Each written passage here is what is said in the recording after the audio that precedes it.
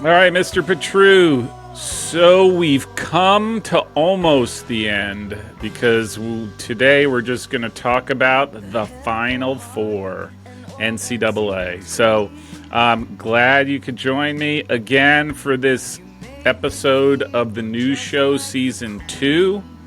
Let's get it rolling. All right, sir.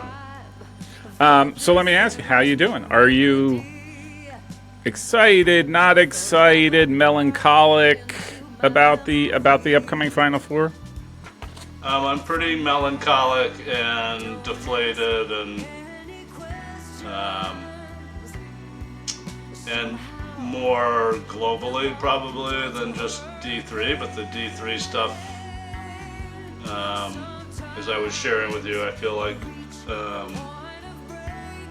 don't know. Part of it too is that the old site that you're trying to partially replace it's so disconcerting to.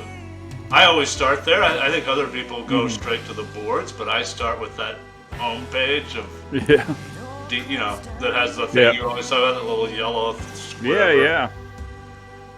And every That time I was go my there, way every time. Like I would go yeah, D3 soccer, and that was my way every time. yeah. So it's a reminder that every time I go there, it's a reminder that that's done. Like there's nothing. Yeah, So it's still yeah. useful, but it's also, um, and then just the overall, like I absolutely love doing this. The board stuff I'm more ambivalent about because of my little. I don't even understand the little. I mean, I feel like Triple secret probation. yeah. I mean, I feel like I feel like there's like 2 or 3 or 4 of us who Yeah. contribute a lot and sort of so it's easy to get a little bit resentful about, I try to post some real stuff or Yeah. authentic stuff, and then, I don't know, and people are so, everything feels so combative, and even with the teams, like, all Yeah. these little battles with Nest, like, I'm sick of what we're going to talk about in a few minutes, that's Yeah. behind me. But Yeah. the whole NESCAC thing, and all of the ways that we other people and other things and other programs and other people and other culture. I mean, all of that is just like, and I mentioned to you, I think some of it is exacerbated by the fallout from COVID, that we don't even Yeah. realize all the ways that that's impacted us. Um, I've said for some time now, one of my theories that I don't talk about on the channel because it's not appropriate, but I've said that our biggest problem culturally, societally, whatever, is that we as a species haven't caught up to the technology at our disposal, and we're 50 years behind. So all this social media stuff, we have no comprehension of how to deal with in a proper way because we're figuring it out as we go. And then I thought that was the biggest issue. I'm like, oh, we solve that, then people will get back to normal. And then I think now it's starting to realize that I think COVID is going to be the biggest thing we have to figure out. The isolation of COVID and all the social ramifications of that. And I think we have stopped learning to deal with one another is the best way I could describe it. And you see it on the boards, I think. You know, I think it's just a reflection of that. And I will say myself, for participation on the boards, I'm trying to do, trying to do the channel to keep that going, to provide some content, and then trying this, a board replacement, which, so that there's a place to go for D3 fans. right. Posting isn't a priority for me right now. As much as I'd like to get to jump in, Yeah. it just sometimes it's the things I want to say is easier said in a conversation like this than it is for me to type out and do all the work behind it. Because I don't want to post if I'm going to go into depth, I want it to be meaningful, right? I don't want it to be pithy or ripping on somebody else, right? Like Right. that's not my way. So, Well, you've done. I mean, your contribution has been massive, and I mean, it's refreshing, and so that's like the one. Otherwise, um, it feels almost like hospice care. Like when in the hospital, when do you pull the plug? Like, yeah, I mean, it just feels like I tried to, you know, you try to keep something alive, and then maybe there's a point where, you're doing the smart thing is like, hey, that's not where it's at anymore. hmm, That site is um, not vigorous, yeah, and maybe it wasn't ever as vigorous as I think it was, but this year particularly, other than you and the Kuiper guy who's been fantastic. yeah, Um, even some of the old timers who used to post after every game or hmm, they'd go through their whole conference, or I mean, they all have dropped off. yeah, And some of it has to do with whether your team's doing well, but yeah, when you get to the last four, like I'm into St. Olaf and Washington hmm. College and even Washington Lee, but I'm not that excited about them. I mean, No, yeah. The uh, too far afield. Not. I hate to say this, right? Like, I'm excited because I think there's some good games and all that kind of stuff, and I've been Switzerland for a long time. I do think Mount Union should be the winner, but you know, but there is something. I don't know. I don't know. There's a few things that happened, most notably last weekend, where I was just kind of appalled, and it really up until or 2 weeks ago, that's really soured me. Really, and I've had some. I'll be fully transparent. I've had some conversations, some really heavy conversations with people in the game about sort of what happened, and mhm. you know, the it's discouraging.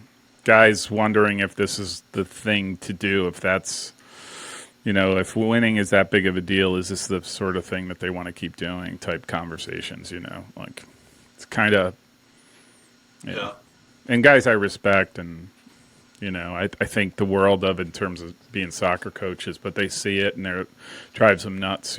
Like they just don't understand how a team can behave the way it does, and then there be no repercussions. I guess I'll say it plainly.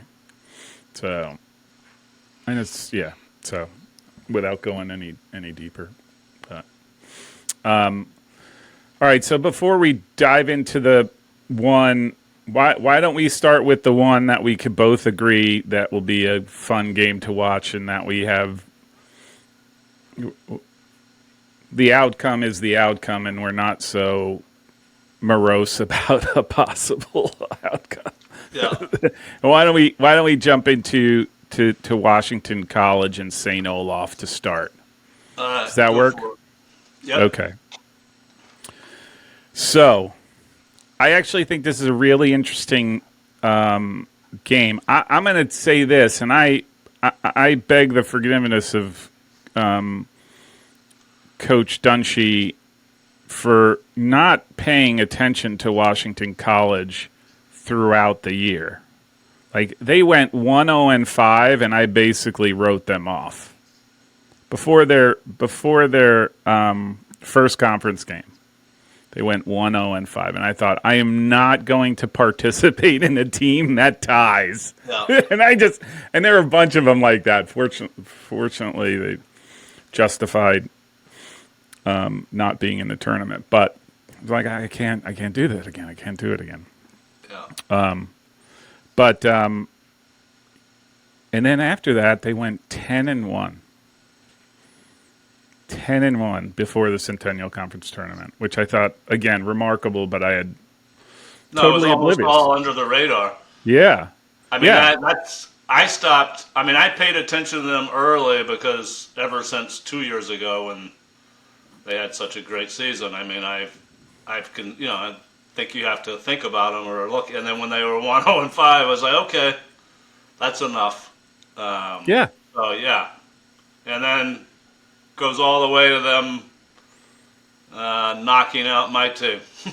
Yeah. So Which was remarkable, right? Like I again, and the interesting thing is they're winning. They don't score a lot of goals, but they concede even less. You know, like they bend and I've been saying this 2 years ago when they went on the one run where they lost to Stevens, maybe was it in the Sweet 16 or the round of eight? I think they lost to Tufts, didn't they? Or, Oh no, yeah, they lost to Tufts. yeah, They lost to Tufts. in a Great tight game game, in a very good tight game. game. Yeah. And then last year I didn't think they had it all going. But they don't score a lot of goals, right? Like, and they're still doing it, and that's I think the remarkable thing because I think defensively they're pretty good, but you watch them and it looks like at any given moment they're just going to break in the back and they're going to let in a floodgate of goals, but they never do.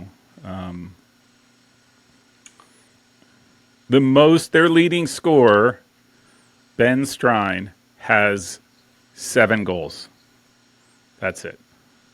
Yeah, So out of 30 that they scored, I think 30 total goals. So, and then on the flip side, I even wrote off St. Olaf.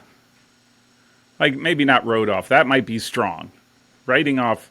I wrote off Washington. I will fully concede. St. Olaf, I just kind of like, I don't know. I just sort of didn't focus on them just because they were 1-3 to start the right. season. They lost to Chicago, Owu, and your team, Yeah, not Amherst, Kenyon. that's the one team I got right because all along I said I think St. Olaf, and you've always liked St. Olaf, but Yeah, yeah, you didn't know that if they you didn't necessarily think they were Final Four material, but right. Yeah, yeah, that totally. But then they went 12-2 for the rest of the season, and then they beat Wisconsin Superior, Carleton, which was Cinderella story. yeah, Wisconsin, that's a rivalry, so they had to yeah, beat them twice. yep. And then they go ahead and beat Chicago. Like how? I mean, just and they score 3 goals a game. Like that's how powerful they are in the goals. So you contrast that with Washington. I'll tell you, it could be it could be an interesting game. Could be a really interesting game. Yeah, I don't know how. I mean, they got the one game where Washington got really outstatted was the Mary Washington game, Yeah, and they may be. Maybe that's a decent comparison because Mary Washington has that Kirkland and Berg, and then yeah. St. Olaf has Gallman and Hakeem Morgan. Morgan and Yeah, Shea Bechtel, right? yeah, Like, which yeah, I think I mean, and the 3 of them score, right? Like yeah. Gallman is a machine. They're all 3 of them are. They're the top scorers on the team. And I don't know. Like I said, I think Washington defends well. I just don't know if they can deal with these 3 forwards, including the player who I think is legit player of the year now, who is Victor Gallman. Yeah. I don't even think it's. I'm gonna say I don't think it's close, but You I know, get overruled. The United Soccer coaches and that they overrule me, and I don't understand why. yeah. So Yeah, Washington. I just forgot, lost my train of thought. But yeah, I think they're. If there's a Cinderella, they're the Cinderella. But then you have to. I I mean, they shut down Kenyon's Alem Duradovic, who is a great sniper, goal scorer. Mm-hmm. And then the Mary Washington guys we talked about. And who did they? Oh, Connecticut College. Did they beat? Connecticut College, yeah. They beat Connecticut. So I mean, so based on that, they can definitely beat St. Olaf. But you Yeah. know, and that Chris Comer guy, who I had never ever heard of until they played Kenyon. Mm-hmm. He's like one of the best defenders in the. I mean, he's Yeah. like fantastic. Yeah. And that little, I say little, he's a little undersized goalkeeper, Pinto. He's Oh, fun. yeah. He's one. He's going to have to perform. I will say. I think he's going to have to play on his head for most of the game. I think. Yeah. And you know what's interesting with Washington? They always seem to like. You know, they let teams get wide. You know, like, hey, go as wide as you want, get the ball in, and try to, you know, drive it across. But they are so tight defensively, and that's right in front of goal that it's like. I mean, I remember, was it 2 years ago, last year? They played Montclair, and 2 years ago, and they made Montclair look like they couldn't do anything. Lukovic couldn't do anything because he was just shut down for the game. And I thought, wow, that's the way they play. All right, so who do you have? Where's the money going? Oh, I got to make a pick.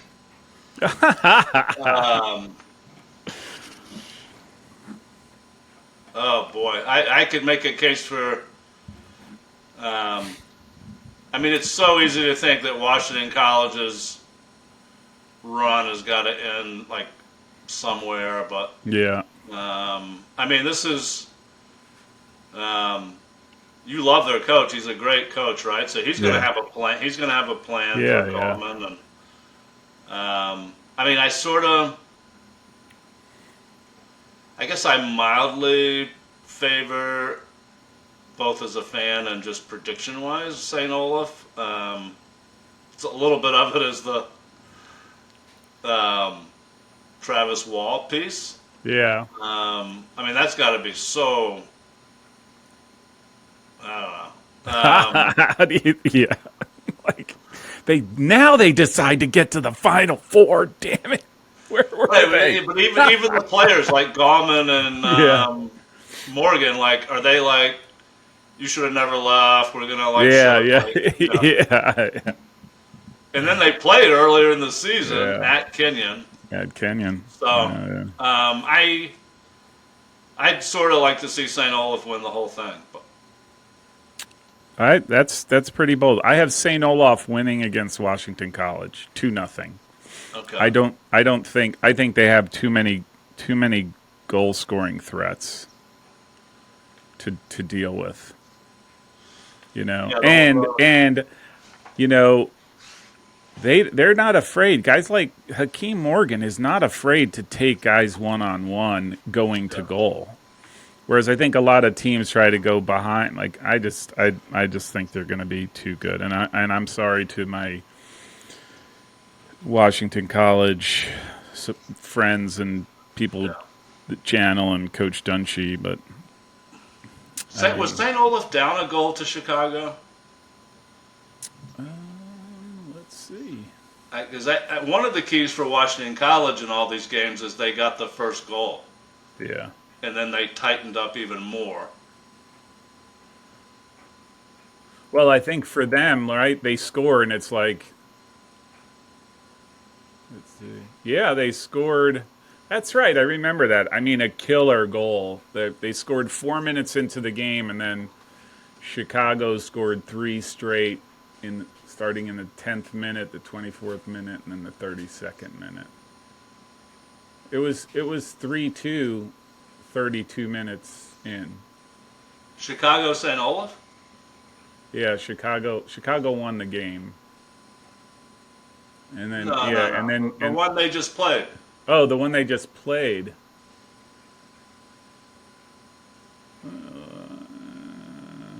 The Elite Eight game. Because I think that impressed me. That I think if unless I have it wrong, I think St. Olaf came from behind. They did.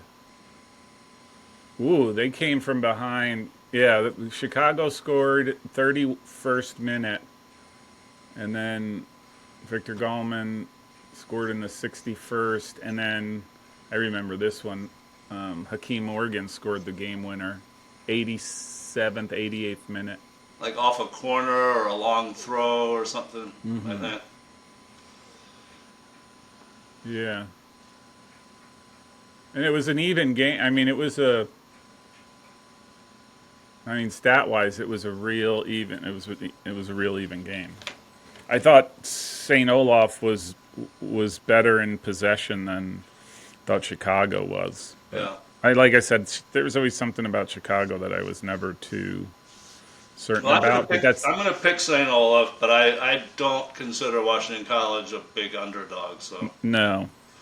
I have it as two, and you can in my notes.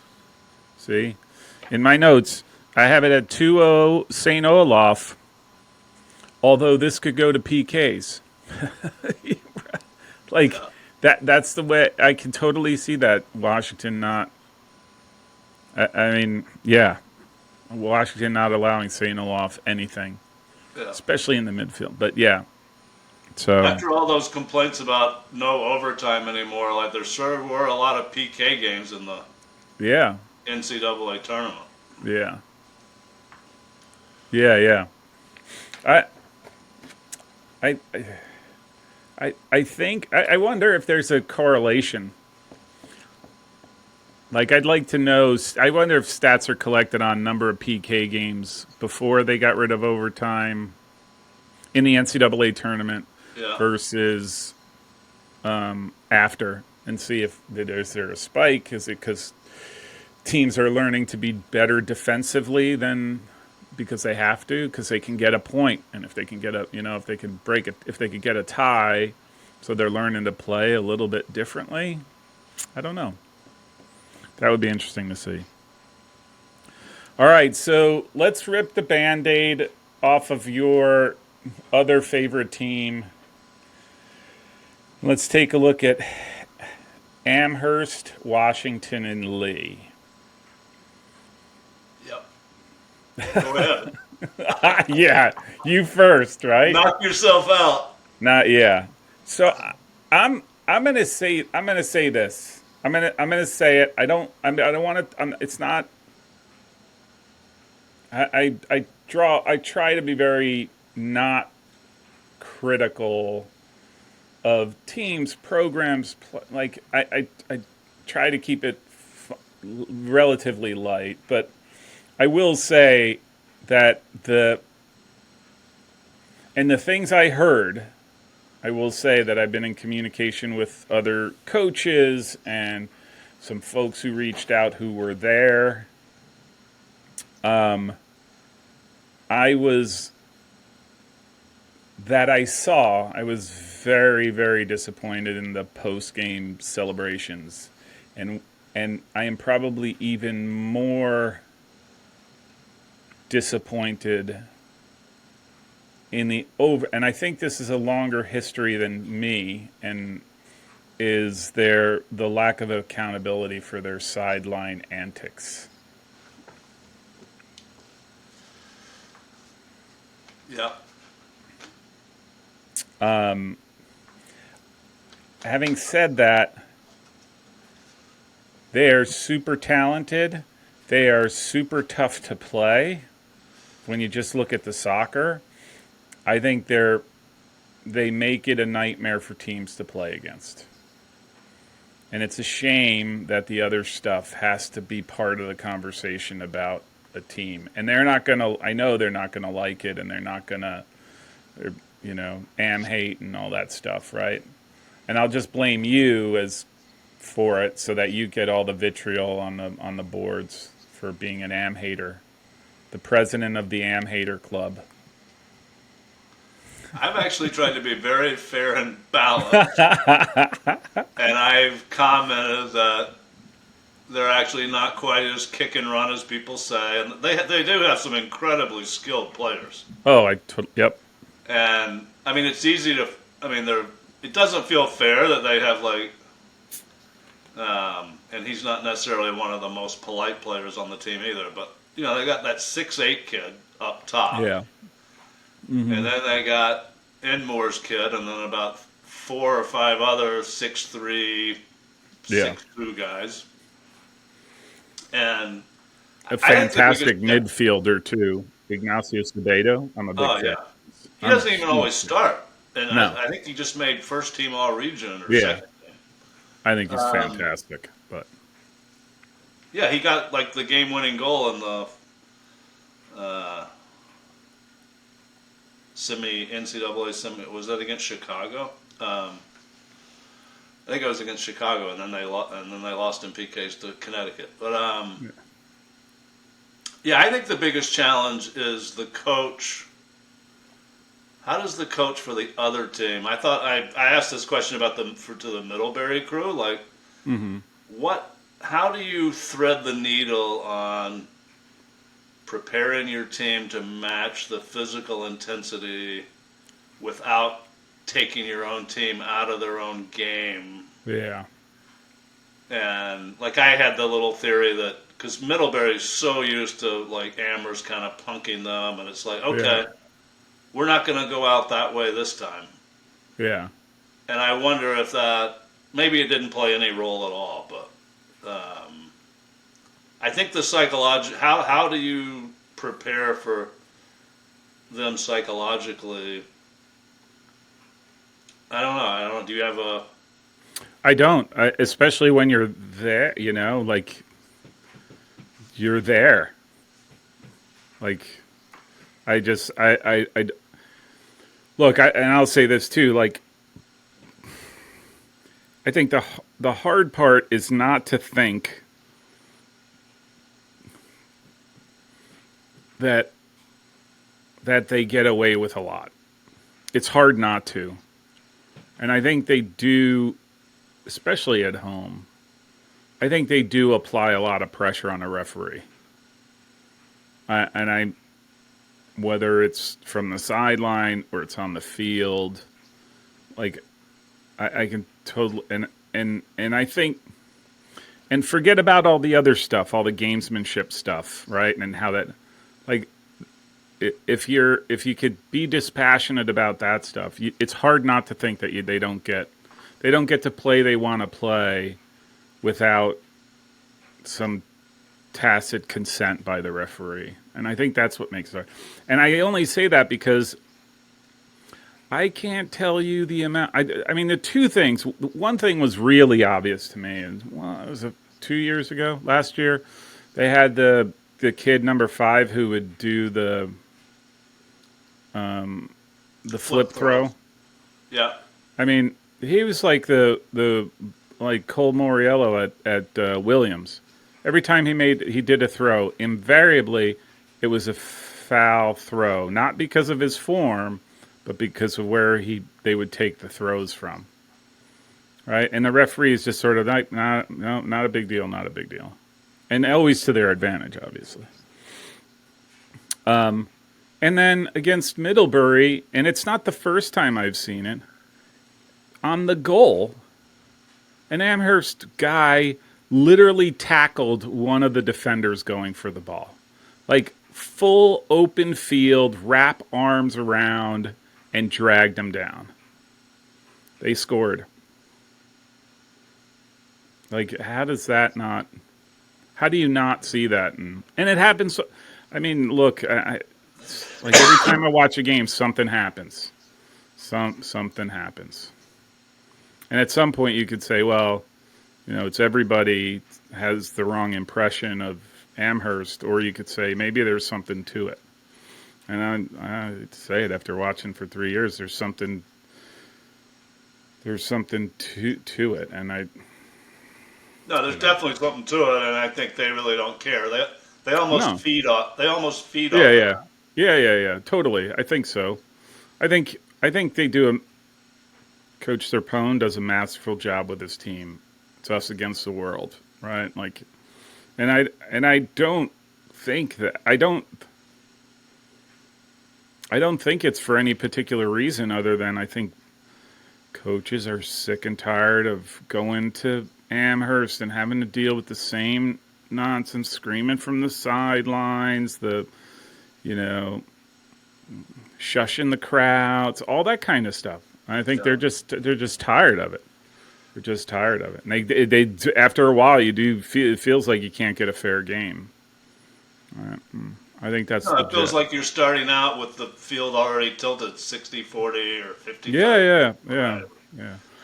But And it's not like they've been blowing, and then they no, even pull that stuff with, like, who was that Cal Poly SUNY Tech, or who that first game they played, and um, let me see. yeah, Jerome was the coach of, SUNY Poly yeah. or yeah, yeah, in the Yeah, that was tournament. like a one or two goal. I mean, So it was a it's one goal two. game for a long time. Yeah, it's 2-1, Um, 2-1. so I mean, it's not like they're that incredible, but and Uh-uh. then on the other side of it, of the other three, I think one of our big fans didn't totally follow what I was saying, but of the other three, I think Washington Lee is the best prepared to play Amherst, like because Yeah. they've been in the Final Four, Mm-hmm. they've played Connecticut, they just played Tufts, they just beat a tough Colorado College team, they played at Kenyon last year. They've I played. think they've seen it. I think they have the weight of experience, Like I Yeah, think they have, and I think they understand that going into a game like this, like that they have to stay disciplined to whatever their game plan is and not get rattled right. because because I think that's part of it, right? I think teams go into play Amherst, and again, this is the fantastic work that they've done, right? I mean, there is something to be said that these guys are they they're in it to win it every time, like they're not a fly by night team that Yeah, has a bunch of bad years and then a good year and then no, they're consistently top 10 a top 10 team, right? And I think a team like Washington and Lee, I think has it right now where they can go into that game and understand the trap that it can be. And if they get caught up in it, then it's Amherst's game, right. you know? Because that's where I think they feed off of it. I think if you go in there passively and be like, yeah, I don't care what you do, Amherst is in trouble against a team like that. But if you go in all hyped and you're hyping with them and then the trash talking starts and you get more hype, that's the Amherst game. They want to out hype you Yeah. so No, I think Washington. I mean, admittedly I don't know a ton about him, but I think Singleton is the perfect yeah. coach for this game, and for all the talk about all of Serpone's degrees, I actually think Singleton may have a master's in psychology. Yeah. I'll have to check that, but I think so. I thought he was a PhD, but he's not. I don't think he is he might anymore. have been in a psychology PhD program, but he was definitely he's definitely a really. Didn't he go to Penn or something like that? Yeah. Yeah, He's my you don't know this, but every time I reference my soccer therapist, yeah. it's him. I pay him like $75 an hour, a session a week and Well, that's money well I spent. I talk to him about my childhood and he gives me prescriptions for dealing with the week. Like when Yeah, you're not watching, don't think about it. Let it go. yeah. Well, So who's your pick? well, that's what's interesting. All right, so there is the there is the what I hope happens, right? Which I'd like to see a really good game, and I would like to see Washington and Lee win. But this this is the outcome. I'm going to read this verbatim because I put a lot of thought into it. This is There is a way I would like to see this game go, and then the game that will happen. And what will happen is that Amherst will get a throw-in that will be sent into a box. A Washington and Lee defender, poised to head the ball, will be tackled in the box without a foul being called. The ball will then hit off a couple of defenders, to which Amherst will go into a tizzy about there being a PK. And as the keeper makes a sprawling dive and gets possession of the ball, it will be kicked out of his hands for the go-ahead goal, and Amherst will celebrate in front of the Washington Lee bench as if they scored the greatest goal in soccer history. That's what's going to happen. And I'm typing this. I'm thinking, oh, that's funny, honey. And I'm like, no, that's the way it could happen. That's the. And then after all that, Serpone will go to the press conference and say how much he respects and loves Washington. Yeah. Oh Lord. You may want to like go into like a secure bunker into hiding for a few weeks until after this game. I know my grandkids won't be going to Amherst.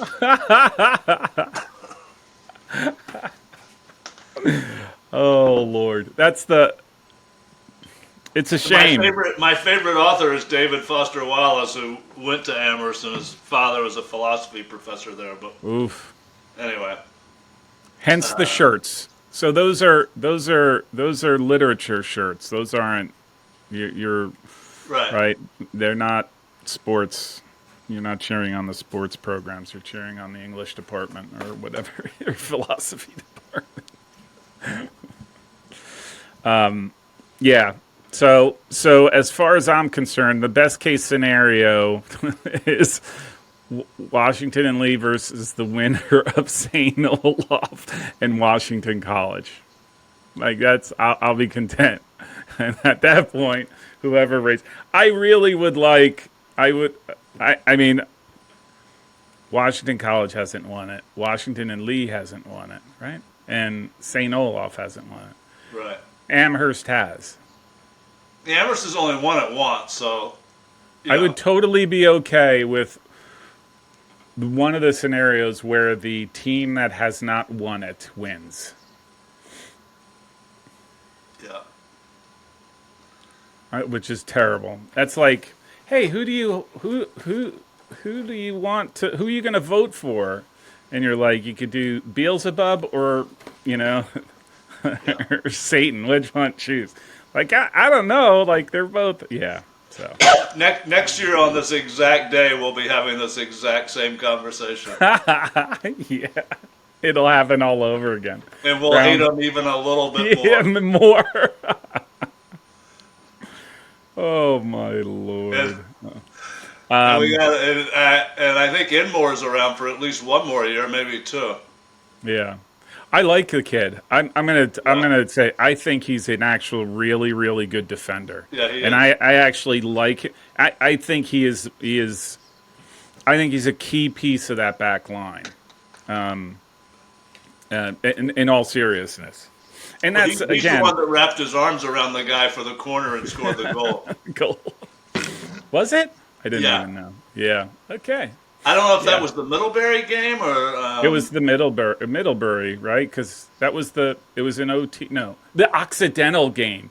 That's where it was. It was Yes. the Occidental game in overtime, and I thought Occidental looked really good.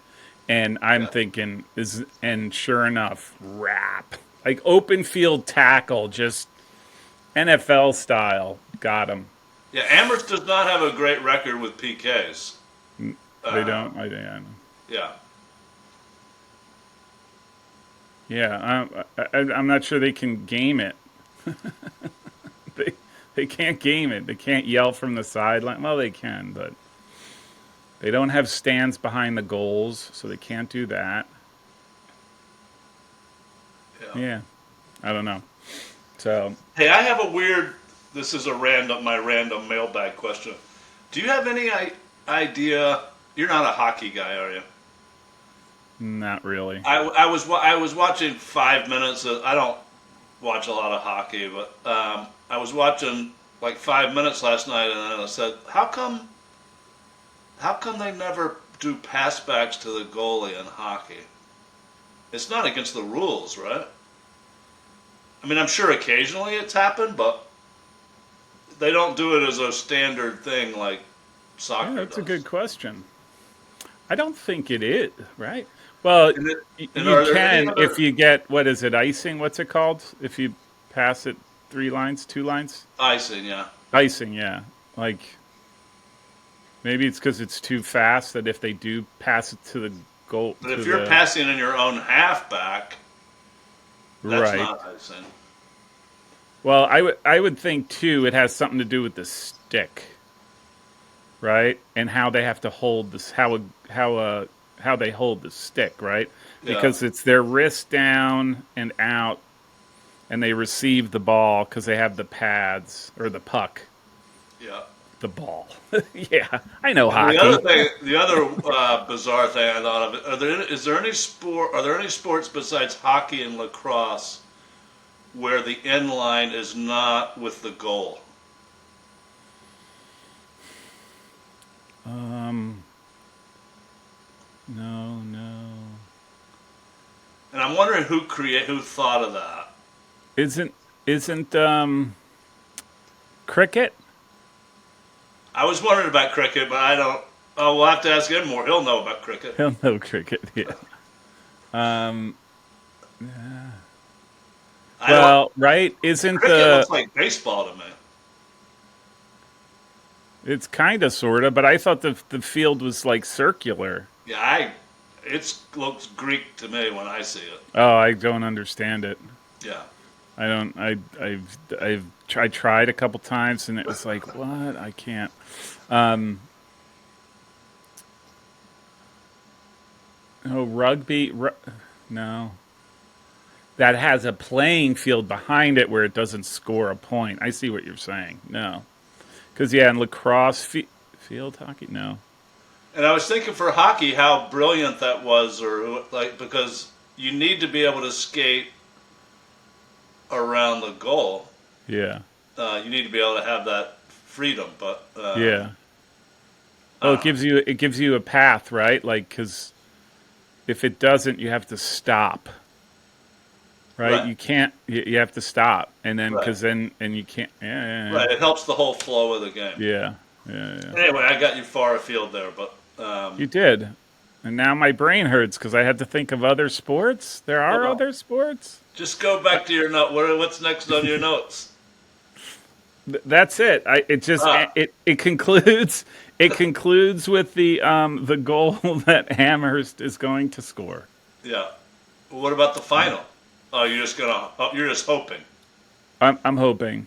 Yeah, I think if it's Washington and what would be really good soccer, I think would be really really good soccer, and that we would see goals, and it would be like the beautiful final, would be Washington and Lee St. Olaf, because I think both of those teams like the ball, they like to keep it on the deck, they like to move it.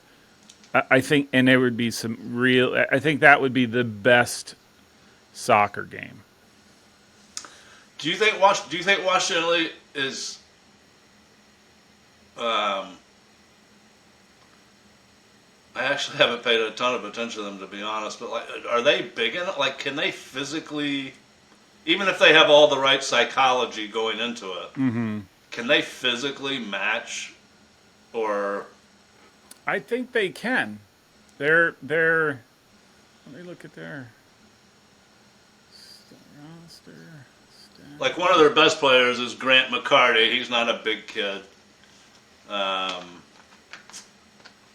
But he's a midfielder. Wimby with Waimi Agbe, whatever. he has decent size. He's 6'2". Yeah. Alec What Perez 5'9".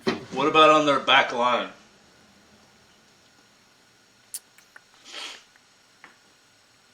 They had that uh, PJ, Ryan. yeah, PJ Ryan. He's He's 6'1". Yeah, he's solidly built though, but yeah. Yeah.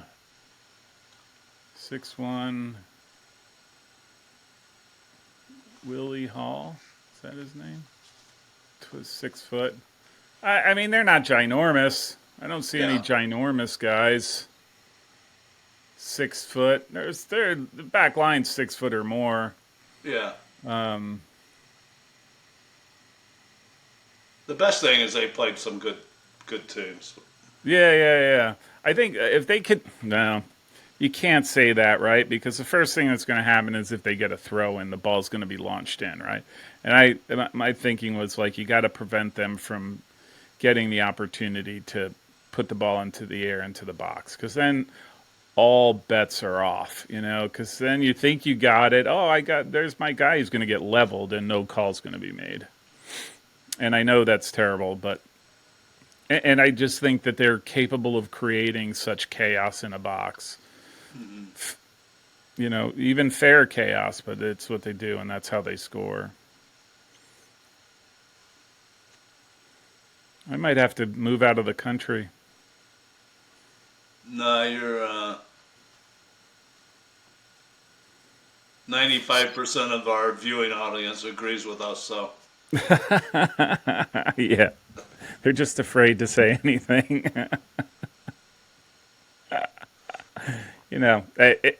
Like I said, hey, it's on videotape. You know what I mean? Like, it's pretty damning. Like, to me, this what you see. Can't unsee what I saw, and all the explanations make sense or not. All the conversations I've had with people over the last 10 days, you're like, man, that is so. yeah, this probably is totally, and this is really going to get me in trouble. So you should probably edit it out. But Totally not. because Yeah. because people have such intense feelings about this topic anyway, because of how Mm-hmm. messed up it got, and then Yep. um, but yeah, Amherst gives me a little bit of a Duke lacrosse vibe, like a very frat house. Oh yeah. Like, We can act out. We're a bunch of wealthy kids. We can act out. mm, Um, that's what winners are all about. yeah. We're winners. You Yeah. know, go screw yourself. Like they Yeah. don't care. No, Um, I think in fairness, I do think that they like you said before, right? Like, whatever it is, and I'm not saying it's good or bad. It's indifferent.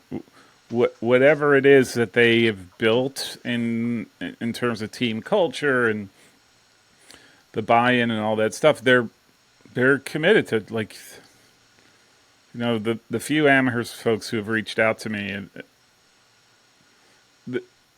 like they're bought in.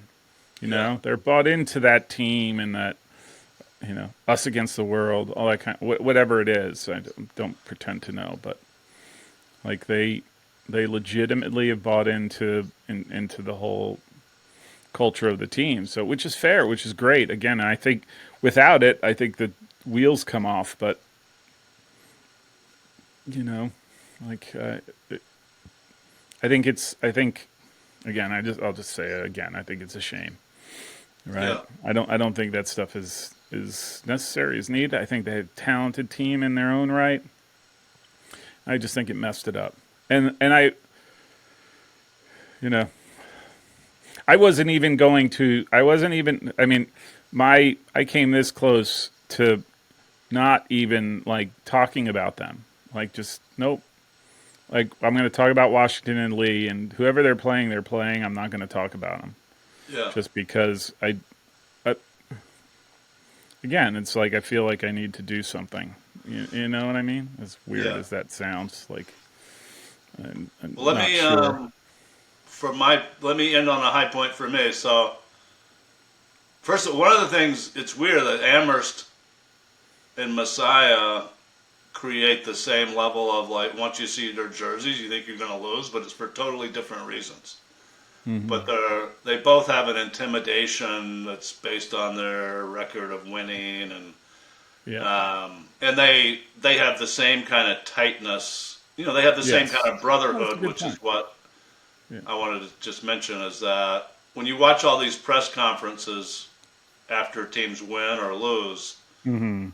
you know, to a team, they all talk about their brothers and what the Yeah. experience has meant to them, and I think that partly my depression is a little bit about that. That there's so much great stuff that happens, and then all anybody cares about is who wins the national title. And there's Yeah. all these other great stories, and Yeah. teams that won their first NCAA game ever, or they made the Yeah. tournament for the first time, or Yeah. they got to the Elite Eight for the first time.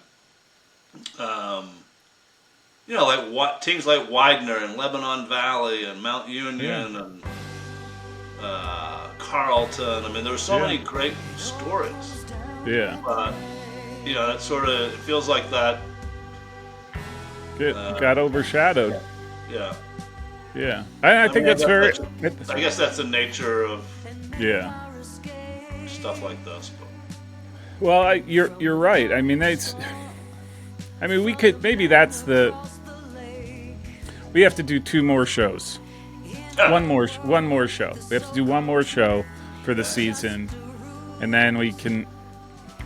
And then we can renegotiate contracts for a season 3. But there are, I mean, the whole season there have been some great, surprises, right? To me, I mean, you mentioned a few of them. Look at Washington College. I think for a lot of folks, it's just sort of under the radar, and I think that's a great thing. It's just a great. Great Did you story. come into the season thinking Mount Union was No. going to go like 16-2-1? No, Yeah. not at all. And then get robbed. They would have been here. They would have been in the dance if they hadn't been robbed. Well, they would have won the whole thing. They would have totally. I'm actually thinking that whoever wins should forfeit the final and or forfeit the trophy and send it to Alliance, Ohio. That's what I think. That's my latest. So. All right. So anyhow, all right, brother. We march on. Okay. We will talk. Okay.